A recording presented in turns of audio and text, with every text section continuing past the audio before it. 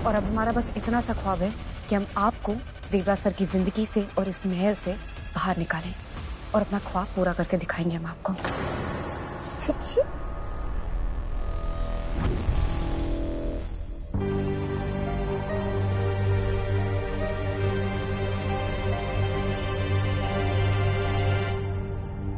वो आप दोनों को साथ में देख के दिल को बहुत सुकून मिल रहा है। कृष्णा,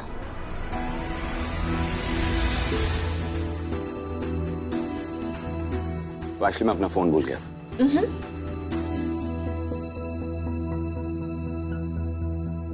कुछ ही दिनों के अंदर अंदर तुम्हें और देवराज को हमेशा के लिए अलग कर देंगे।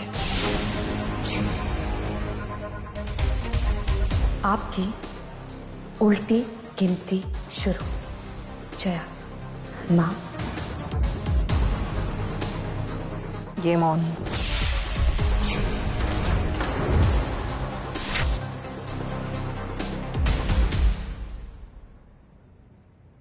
वो कृष्णा अपने आप को समझती क्या है? उसकी इतनी हिम्मत कि वो तुम्हें धमका के गई है। मैं उसे छोड़ने वाली नहीं हूँ। अब देखना मैं क्या करती हूँ उसके साथ। नहीं वामिका, अपने दुश्मन को अपने आप से कम समझना बहुत बड़ी गलती होती है और हम ऐसी गलती कभी नहीं करेंगे। कृष्णा को कभी भी अपने आप से कम मत आंकना। माँ, कृष्णा तुम्हारी दुश्मनी के लायक तक नहीं है और तुम इतना टेंशन क्यों ले रही हो?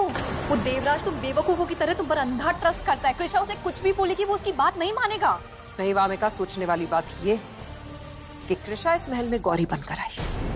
उसने वो जड़ी बूटी वाला पूरा नाटक किया, अपना जाल बिछाया और इंतजार किया कि हम उसमें फंस जाएं। इसका मतलब ये कि वो पहले से ही हम पर शक करती थी और पूरी तैयारी के साथ आई थी। लेकिन उसे तुम पर शक हुआ कैसे? अब इस काढ़े में वो दवाई मिला दी थी, है ना, जिससे पापा की याददाश्त वापस आ सकती है। लेकिन हमें लगता नहीं कि आप ऐसा चाहती हैं। इसका मतलब तहखाने में जो बाल मिला था वो आपका ही था। हमें ऐसा लगता है कि उसे तहखाने में जो बाल मिले थे उसने उनको हमारे किसी सैंपल के साथ टेस्टिंग के लिए भेज दिया होगा। लेकिन कौन सा सैंपल? ये कप लेके जाएंगे आप? हम बहुत देर से किसी को बुला रहे, कोई आ ही नहीं रहा। वामिका, एक बार हमने अपना झूठा कप दिया था कृष्णा को। हमें ऐसा लगता है कि उसने वही एज ए सैंपल यूज किया होगा और डीएनए टेस्ट के लिए भेज दिया।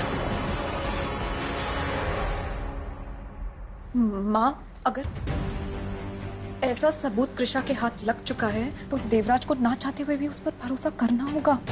और इतने सॉलिड प्रूफ के साथ तो देवराज का विश्वास भी डगमगाएगा तुम पर से। तुम्हारा खेल खत्म। नहीं, हम ऐसा होने नहीं दे सकते वामिका, क्योंकि अगर ऐसा हुआ तो हम तुम्हारे पिता और भाई की मौत का बदला नहीं ले पाएंगे। हमारी कसम अधूरी रह जाएगी, हमारा बदला अधूरा रह जाएगा। और ये सब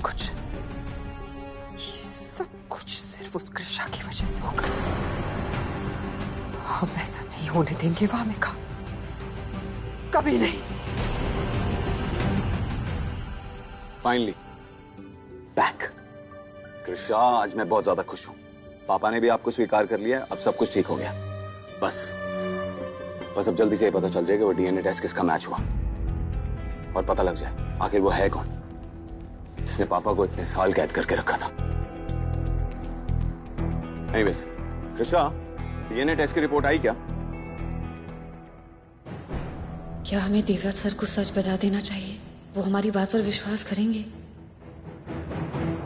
कृष्णा, टेस्ट की रिपोर्ट आई? हाँ, रिपोर्ट्स आ गई हैं और सैंपल भी मैच हो गया है। अच्छा, किसका सैंपल मैच हुआ? उग्रा हुआ या मीनाक्षी काकी? जय माँ का।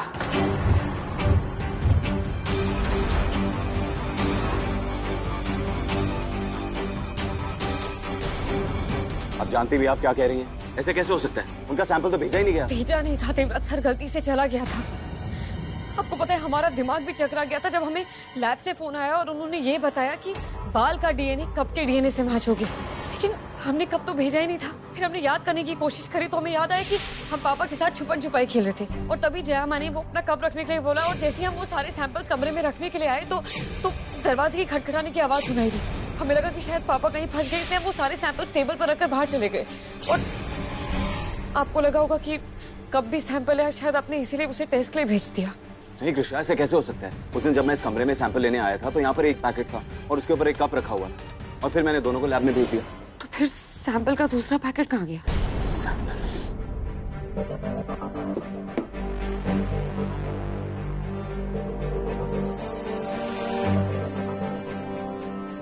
यही था। हाँ, ये मीनाक्षी का किया सैंपल था। इसका मतलब आपका सोचना सही था। उसने जया का डीएनए टेस्टिंग के लिए सैंपल जो भेजा गया था वो मैच भी हो गया। और आप जैसा हाल हमारा भी था देवराज सर। विश्वास ही नहीं हो रहा था, इसलिए हमने लैब में कॉल करके उनसे 2 बार और टेस्ट करवाया ताकि आप रिपोर्ट देखिए। 3 बार रिपोर्ट्स का टेस्ट रिजल्ट सेम ही आया है।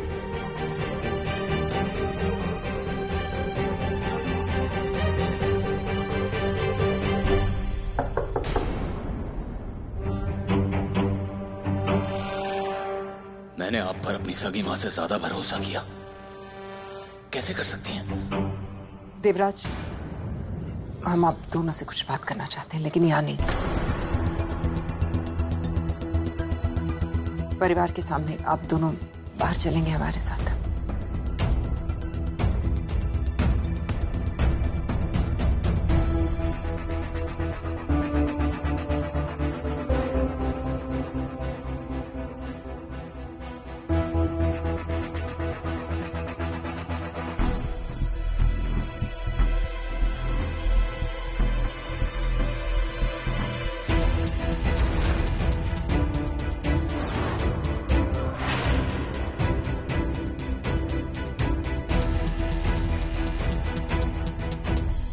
आज हमने यहाँ आप सबको इसलिए बुलाया है क्योंकि हम आपको वो राज बताना चाहते हैं जिसे बरसों से हमने अपने सीने में दफन करके रखा है।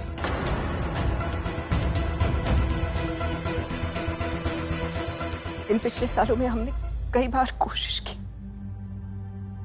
हिम्मत जुटाने की कि ये बात आपको बता सके, लेकिन हम हिम्मत नहीं कर पाए। लेकिन आज हम आप सबको ये बताना चाहते हैं कि वो इंसान जिसने महाराज वीरेंद्र प्रताप राठौड़ को उस तहखाने में बंद करके रखा था इतने बरसों तक,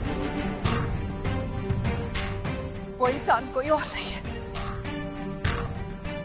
वो इंसान हम हैं।